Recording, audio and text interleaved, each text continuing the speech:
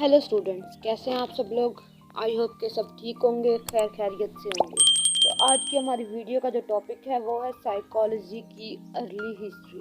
Psychology कैसे emerge हुई, psychology में क्या क्या चीज़ें आती हैं, साइकोलॉजी के फाउंडर कौन हैं। जैसे कि हमारा टॉपिक है साइकोलॉजी की अर्ली हिस्ट्री के बारे में कि साइकोलॉजी इमर्ज कैसे हुई, साइकोलॉजी स्टार्ट कैसे हुई, साइकोलॉजी किन चीज़ों से बनी।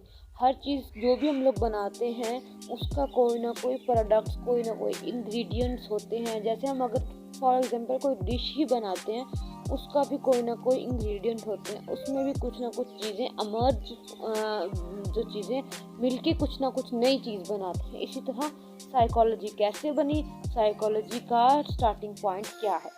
सही है, तो सबसे पहले हम लोग बात कर लेते हैं साइकोलॉजी की। जैसे कि आपने पिछली वीडियो में भी देखा होगा कि साइकोलॉजी का जो स्टार्टिंग वर्ड है, जो वो स्टार्ट किस बात से हुआ था, दो वर्ड से हुआ था। ग्रीक वर्ड्स थे साइकी एंड लोगस। साइकी का मतलब था सोल, ठीक है, साइकी का मतलब था सोल, और लोगस का मतलब था टू स्टडी।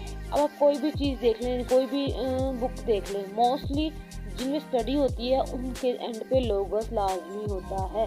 जैसे कि आप ले लें बायोलॉजी ले लें, ठीक है, बायो की बुक ले लें, इसमें बायो आगे लॉजी, बायो का मतलब ठीक है जानदार, और लॉजी का वही मतलब लोकस टू स्टडी। वैसे तो साइकोलॉजी बहुत ही ज़्यादा पुरानी है, इसमें बहुत सी चीज़ें आती रही, इंटरवेंशन होती रही, बट जो इसका मेन इमर्जिंग पॉइंट है वो कहते हैं कि वो 14 ईयर्स अगो वो इमर्ज हुई। साइकोलॉजी 14 ईयर्स अगो इमर्ज हुई। ये बात माइंड रखनी, बहुत सी टाइम ये एमसीक्यूज में आती है कि साइकोलॉजी कब इमर्ज हुई, 140 ईयर्स अगो। सही है, नेक्स्ट हम लोग बात कर लेते हैं साइकोलॉजी एक न्यू साइंस के तौर पे कब बोर्न हुई। साइकोलॉजी न्यू साइंस के तौर पे कब बोर्न हुई। बेसिकली हम लोग कह देते हैं कि पहले स्टार्ट में एक फिलॉसफी और फिजियोलॉजी, इनके जो मानने वाले थे उन्होंने साइकोलॉजी को इमर्ज किया। जैसे कि हर चीज़, कोई भी चीज़, जैसे बच्चे होते हैं उनके कोई पेरेंट्स होते हैं, इसी तरह साइकोलॉजी के पेरेंट्स जो हैं, हम लोग कह देते हैं इंटेलेक्चुअल पेरेंट्स जो हैं उसके, वो फिलॉसफी और फिजियोलॉजी है। साइकोलॉजी के इमर्जिंग पेरेंट्स वो फिलॉसफी और साइकोलॉजी है। उसके बाद नाम आ जाता है विल्हेल्म वुंट का। सही है, विल्हेल्म वुंट जो थे वो, इसको हम लोग मोस्टली लोग इसको फाउंडर ऑफ साइकोलॉजी भी कहते हैं। क्यों कहते हैं?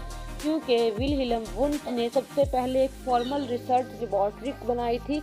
रिसर्च लेबॉर्ट्री जो थी वो सबसे पहले विल्हेल्म वुंट ने बनाई थी। सही है, और रिसर्च लेबॉर्ट्री के बाद ही मज़ीद काम होता रहा था, उसे एक इंडिपेंडेंट डिसिप्लिन का नाम मिला था। और अब हम लोग बात कर लेते हैं कि जो रिसर्च लेबॉर्ट्री थी वो उसने कहाँ बनाई थी। उसने बनाई थी यूनिवर्सिटी ऑफ लिप्जिग में, ठीक है, लिप्जिग की यूनिवर्सिटी थी, यूनिवर्सिटी ऑफ लिप्जिग 1879 में उन्होंने बनाई थी। सही है, उसके बाद उन्होंने रिसर्च भी की इस पे बहुत ज़्यादा। फर्स्ट जर्नल जो था वो भी विल्हेल्म वुंट ने ही दिया था। कब दिया था? वो पब्लिश कराया था 1881 में। उन्होंने 1881 में वो जर्नल भी पब्लिश कराया था, ठीक है।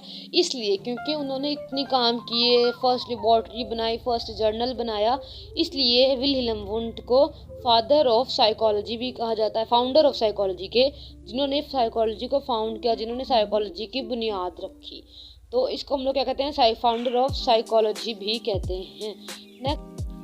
नेक्स्ट जो हम लोग बात कर लेते हैं कि psychology as a science model. Wilhelm Wundt ने ये बात की कि साइकोलॉजी जो को एज अ साइंस मॉडल लाना चाहिए, क्योंकि इसमें बहुत सी ऐसी टर्म्स यूज़ हुई हैं जो कि साइंटिफिकली प्रूव है। जो चीज़ अब साइंटिफिकली प्रूव होगी, ठीक है, वो चीज़ तो साइंस में आएगी। इसी तरह उन्होंने कहा कि जब वो साइंस में आती है तो साइकोलॉजी को एज अ साइंस मॉडल कहना चाहिए।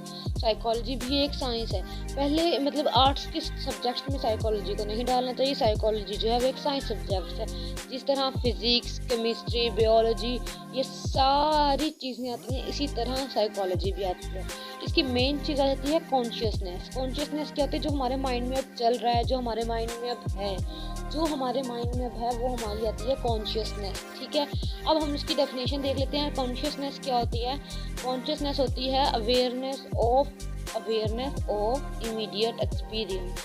अब हमें पता होना कि हम क्या कर रहे हैं। अब जैसे मैं बोल रही हूँ, मुझे पता है मैं ये बोल रही हूँ, मैंने ये बोलना है, ये मेरे कॉन्शियसनेस है, ये मेरा एक्सपीरियंस है, सही है। तो इसकी वजह से psychology became study of consciousness. जब विल्हेम वुंड के इतने काम की वजह से, इतनी भागदौड़ की वजह से ही साइकोलॉजी आज एक एज अ सब्जेक्ट आप लोगों के सामने। आज के लिए इतना ही, मिलते हैं नेक्स्ट लेक्चर में। Thank you. अल्लाह।